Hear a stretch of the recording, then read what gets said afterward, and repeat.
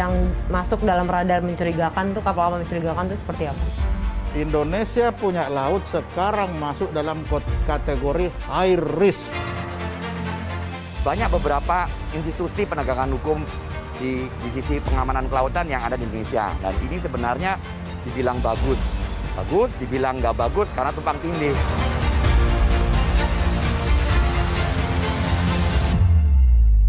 Kesiagaan kita, SDM kita di atas kapal dengan berkoordinasi dan berkolaborasi dengan insya Allah akan bisa kita atasi selama ini.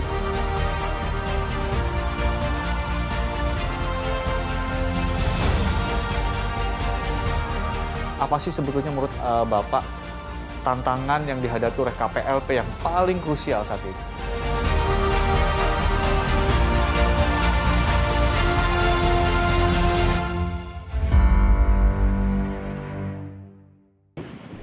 Menjadi negara bahari dengan sebaran belasan ribu pulau dan luasnya garis pantai, Indonesia tentunya dihadapkan kepada berbagai macam tantangan dan juga rintangan. Di antaranya adalah potensi ilegal bunkering, illegal fishing, penyeludupan barang terlarang, hingga kecelakaan dan juga human trafficking. Lalu, bagaimanakah upaya penertiban, pengamanan, penyelamatan, dan juga penegakan peraturan di lautan wilayah Indonesia dilakukan?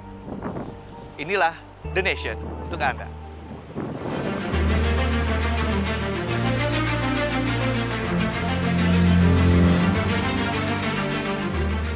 Data dari KNKT menunjukkan pada periode 2010 hingga Agustus 2019, angka kecelakaan pelayaran mencapai 104 kasus, meliputi kebakaran, tabrakan, kandas, tenggelam, kapal miring, terbalik, meledak, dan lain sebagainya.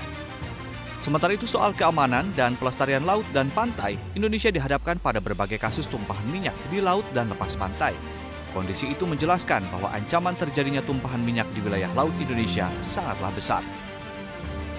Tak hanya itu, soal pengamanan laut, bangsa dengan luasnya lautan ini ternyata dihadapkan kondisi yang jauh lebih kompleks. Tentang penegakan hukum di lautan yang berujung pada kondisi di mana Indonesia menjadi wilayah yang high risk atau beresiko tinggi. Untuk masuk ke Indonesia, jalan satu-satunya itu hanya lewat laut. Nah, ketika dia masuk lewat laut, Indonesia punya laut sekarang masuk dalam kategori high risk. Beresiko tinggi begitu ya. Karena high risk country, maka di situ mengakibatkan asuransinya naik. Karena asuransi naik, otomatis harga barang itu tadi naik. Jadi apapun yang kita lakukan, Kementerian Maritim Investasi itu menginvestasi begitu banyak duit di investasi. Kalau tidak bisa dijual keluar kan percuma. I know the document from Abu Master. Abu Master. But maybe you have copy, you make picture, you report to my commander. Okay? Yes. Tumpang tindih dan ketidakjelasan penegakan hukum di Laut Indonesia menjadi concern pelaku pelayaran internasional. Ini dia penjelasan Soleman Ponto. Pak Soleman, kalau kita lihat kan sebagai masyarakat awam begitu ya, ada banyak institusi yang mengamankan laut ya, yang bertugas di laut lah. Ya. Setidaknya ada 7 kalau dalam catatan saya, koreksi saya kalau salah. Betul. Ini sebetulnya harusnya siapa yang menjadi koordinator dari semua institusi ini? Koordinator di laut untuk pelayaran itu sudah ada diatur pada pasal 276 Undang-Undang 17 bahwa koordinator penegak hukum di laut itu adalah penjaga laut dan pantai. Namun, apa yang kewenangan penjaga laut dan pantai sekarang ini dilaksanakan oleh KPLP ini. Nah, jadi jangan lupa KPLP ini kan sudah hadir di Indonesia sejak tahun 39. Dia adalah lembaga yang tertua saat ini di Indonesia, tahun 39 sampai hari ini.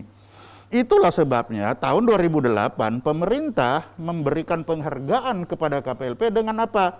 Dengan memberikan Undang-Undang 17 mengangkat KPLP yang selama ini hanya hadir berdasarkan peraturan menteri, diangkat berdasarkan Undang-Undang 17 2008. Dengan jelas di situ disebut bahwa koordinator penegakan hukum di laut itu adalah penjaga laut dan pantai.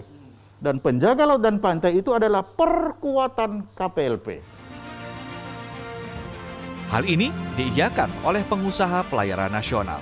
banyak beberapa institusi penegakan hukum di sisi pengamanan kelautan yang ada di Indonesia. Dan ini sebenarnya dibilang bagus, dibilang nggak bagus karena tumpang tindih. Karena setiap institusi penegakan hukum di laut atau di perairan mempunyai dasar hukum masing-masing. Dan ini yang kadang-kadang kalau saya mendengarkan keluhan dari teman-teman pelayaran membuat bingung. Kita ini berhadapan dengan siapa sebenarnya di laut atau di perairan. Jangan sampai kita itu berhadapan dengan banyak pihak. Karena kalau banyak pihak otomatis kan kalau kita bicara konsep rantai pasok supply chain kan semakin pendek rantainya kan semakin bagus, semakin efisien gitu loh. Tanpa mengurangi efektivitas daripada pengamanan perairan itu sendiri. Lalu, bagaimanakah potret sang penjaga samudra yang diakui sebagai Coast Guard oleh hukum internasional itu? Yang masuk dalam radar mencurigakan tuh, kapal-kapal mencurigakan tuh seperti apa?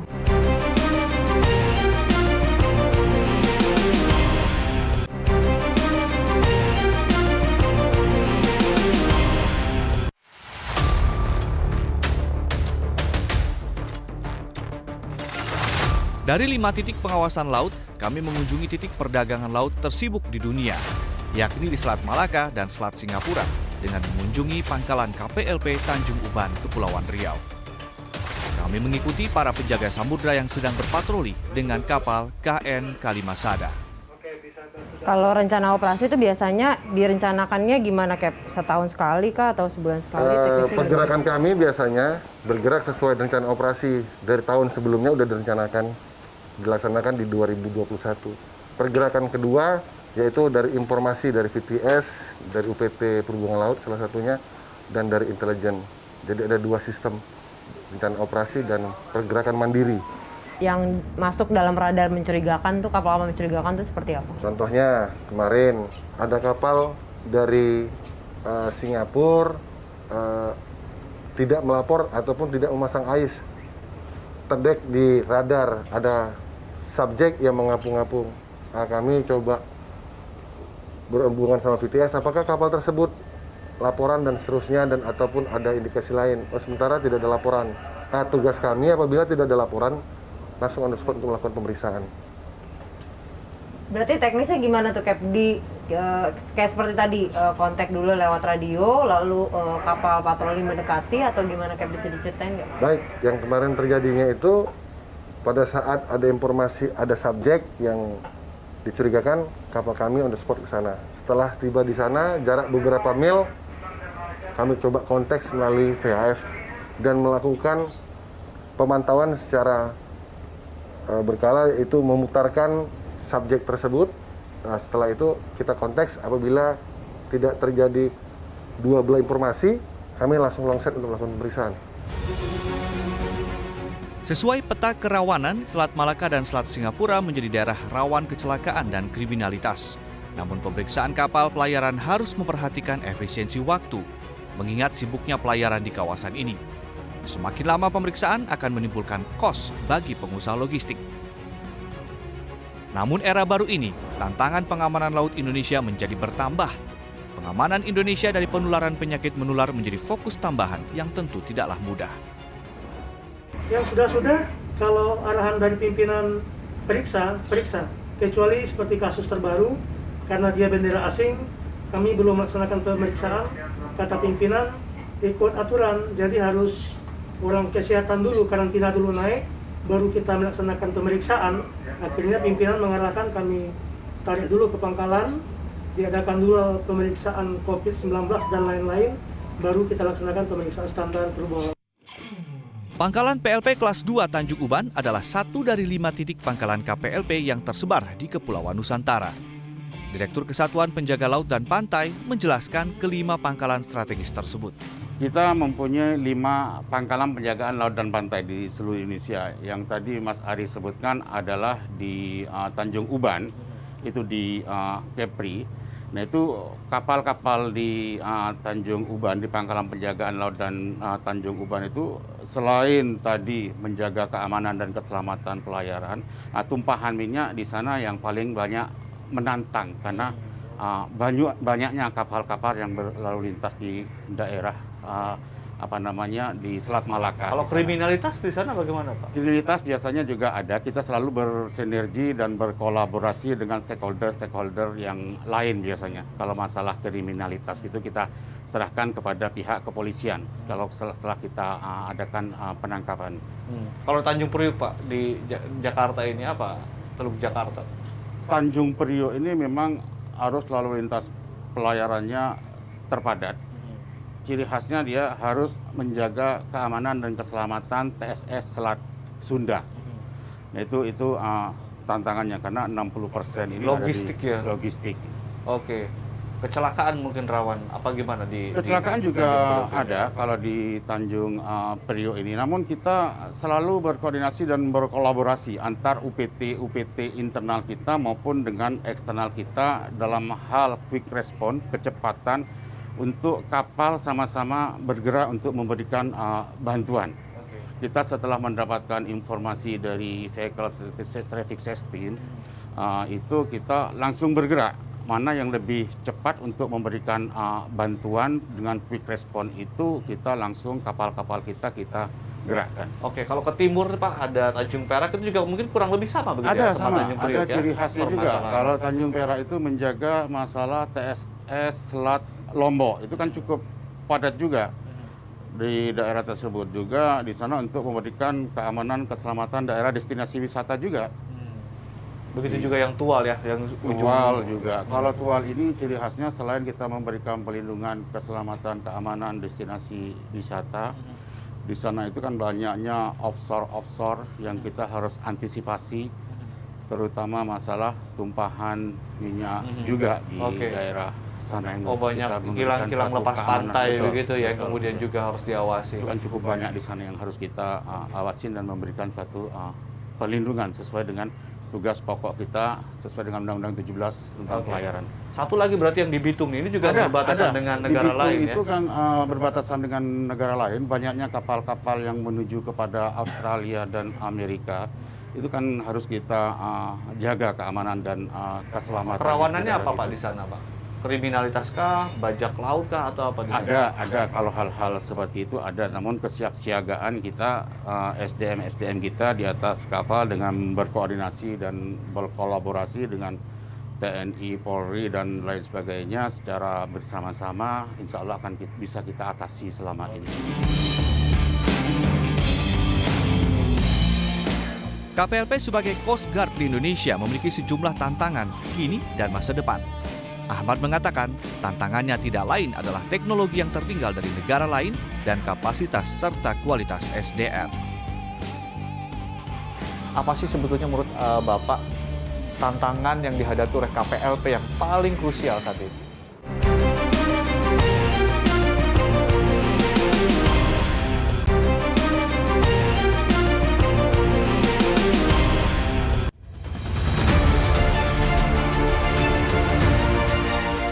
Kompleksitas pengamanan laut Indonesia yang luas dengan jumlah stakeholder yang tidak sedikit menuntut banyak hal. Sebagai otoritas pengamanan laut dan pantai yang lahir sejak zaman Belanda, KPLP di bawah Direktorat Jenderal Perhubungan Laut Kementerian Perhubungan menjadi satu-satunya otoritas Coast Guard di Indonesia yang diakui oleh hukum internasional dan IMO. Pak Menteri, bagaimana Anda melihat kiprah dari KPLP dalam menjalankan peran dan fungsinya dalam menjaga lautan Indonesia, Pak? Jadi KPLP ini kan tugasnya adalah menjaga keselamatan dan keamanan pantai. Jadi memang kita membuat beberapa tempat di seluruh Indonesia untuk mengamankan keamanan dan keselamatan. Karena memang keselamatan itu mandatori dari IMO bahwa Kementerian Perhubungan harus memastikan keselamatan di perairan di seluruh Indonesia. Kita memang berusaha untuk tetap menjaga dan khususnya di perairan di mana traffic itu relatif lebih banyak seperti di Riau, seperti di Jakarta atau di Bali, itu kita hadir untuk bersama-sama mengelola perairan dengan baik. dalam rangka mewujudkan poros maritim dunia, Pak, ini kan kita punya cita-cita ke arah sana. Bagaimana KPLP seharusnya? Apa yang Anda bayangkan KPLP itu harusnya seperti apa? Ya, keselamatan, keamanan, itu yang harus dikawal. Berarti apa? Sedapat mungkin kecelakaan atau ada korban itu harus dinolkan, ditiadakan. Nah, itu bisa dilakukan dengan memberikan peraturan, dengan memberikan persuasi, dan juga menjaga. Kalau kita lihat kan perhubungan laut saat ini juga menghadapi banyak sekali tantangan dan juga memenuhi ekspektasi masyarakat yang semakin tinggi. Apa sih sebetulnya menurut Bapak tantangan yang dihadapi oleh KPLP yang paling krusial saat ini? Ya, memang kita lihat bahwa dengan laut yang banyak, bayangkan Indonesia itu seperti Eropa dari ujung ke ujung, sehingga memang secara kuantitas kita biasanya memang punya kekurangan di situ. Nah, oleh karenanya kita menjaga secara prioritas di mana tempat-tempat itu kita lakukan. Nah, ini memang kita harus improve ya, terutama kemampuan SDM dan digitalisasi supaya coverage daripada daerah-daerah itu bisa lebih baik. Jadi tantangannya di SDM begitu ya, Pak ya. Oke, kedepannya nih Pak, soal teknologi dan SDM, strategi dari kementerian sendiri apa Pak? Untuk vokasi ya, kita berikan pendidikan-pendidikan yang lebih intensif dan kita mendatangkan expert-expert. Termasuk juga kita secara tidak langsung minta kepada kedutaan-kedutaan memberikan suatu pembelajaran bagi mereka-mereka yang lagi sekolah. Dan bagi mereka-mereka yang sudah ada di kapal ataupun ada di office, itu juga kita berikan mereka suatu edukasi-edukasi dunia yang memang memberikan suatu improvement pada pengetahuan, pada ilmu teknologi, dan bagaimana kita harus sejajar dengan bangsa-bangsa lain di dunia. Memelihara keamanan garis pantai Indonesia yang begitu luas tentu bukan tugas yang mudah. Ada banyak harapan dan tumpuan yang disematkan pada pundak KPLP. Keterbatasan alat dan personel tak menyurutkan semangat mereka untuk terus menjaga keamanan laut Indonesia. Apa mungkin harapan dari Bapak sebagai Menteri Perhubungan? KPLP ini kan menjadi salah satu institusi kebanggaan Kementerian Perhubungan lah ya, karena menjaga lautan Indonesia yang sebegitu luasnya. Harapan Bapak bagi semua jajaran KPLP, Pak? Saya mengharapkan teman-teman KPLP itu selalu semangat karena tugasnya berat dan di lapangan ya. Saya yakin teman-teman perhubungan mampu mengawal itu. Yang kedua adalah harapan sinergitas antara kelembagaan ini makin baik sehingga kita kompak untuk menghadapi permasalahan-permasalahan di lapangan. Jadi kalau apa kita sampai berkali-kali saja. Nah, masuk. Izin Cap, Anda tujuan dari mana semua gitu, Om? Dari Makassar mau ke Singapura. Oke, dari Makassar mau ke Singapura. Anda bermuatan kah? Kita kosong ini, Pak. Oke, kosong. Apakah Cap sudah lapor ke PTS Batam gitu? Lalu, apa yang harus dilakukan untuk meningkatkan kapasitas KPLP yang justru memiliki peran yang sangat strategis di laut? Jadi untuk meningkatkan kapasitas dia sehingga dia bisa kemudian menjadi koordinator penegakan hukum di laut dan pantai Indonesia sesuai aturan internasional itu apa? Dia melaksanakan saja Undang-Undang 17. Jadi Undang-Undang 17 ini sudah mendesain penjaga laut dan pantai ini kapabilitasnya itu setara dengan US Coast Guard. Setara loh dengan US Coast Guard. Jelas sudah, Coast Guard yang diakui internasional adalah KPLP. Sebagai negara maritim dengan wilayah laut dalam kategori high risk atau beresiko tinggi akibat penegakan hukum yang semraut, sudah seharusnya berbenah diri. Salah satunya dengan menguatkan aturan yang jelas agar sang penjaga samudra bisa berbenah dan meningkatkan kapasitas.